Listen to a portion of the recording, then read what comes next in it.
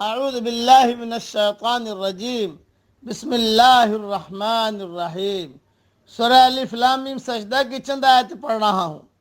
وَلَقَدْ آتَيْنَا مُوسَى الْكِتَابَ فَلَا تَكُنْ فِي مِرْيَةٍ مِّن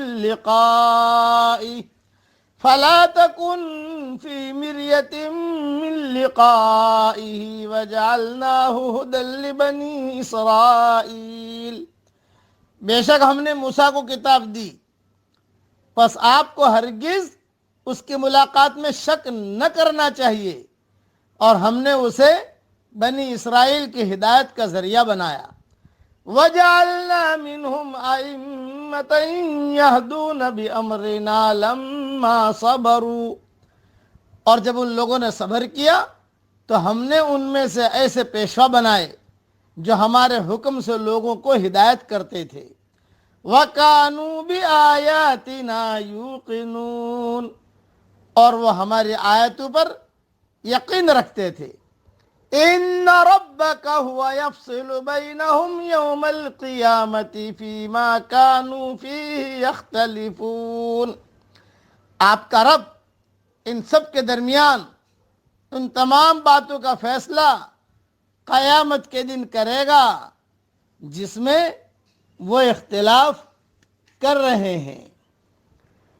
مختصر اس کی تشریح سن لیجئے کہ اللہ جل جلالہ عم نوالہ نے اس میں دو تین باتیں عرض فرمائی ہے۔ خدا کی کتاب کسی گروہ کو ملنا اس کو امامت عالم کی کنجی عطا کرنا ہے، مگر امامت عالم کا مقام کسی گروہ کو اس وقت ملتا ہے جبکہ وہ صبر کا ثبوت دیں۔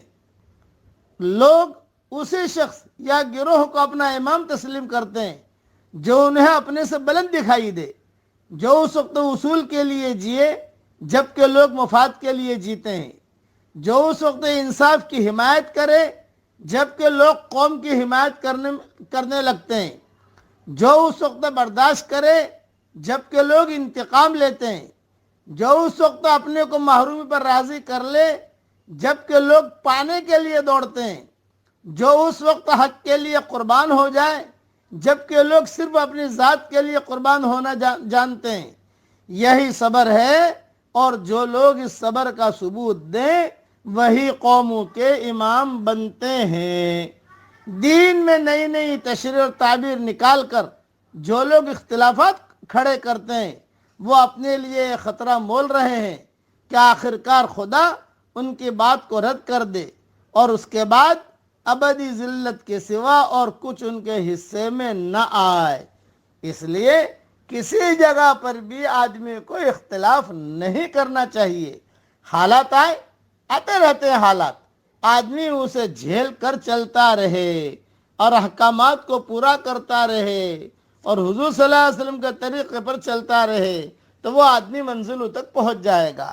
اللہ تعالی ہم سب کو صحیح سمجھ عطا فرمائے اور ہر وہ کام کرنے کی توفیق عطا فرمائے جس سے اللہ تعالی ہم سب سے راضی ہو جائے، اور ہر وہ کام سے بچنے کی توفیق عطا فرمائے جس سے اللہ تعالی ہم سب سے ناراض ہوں، اور اللہ تعالی ہماری محنتوں کو قبول فرمائے۔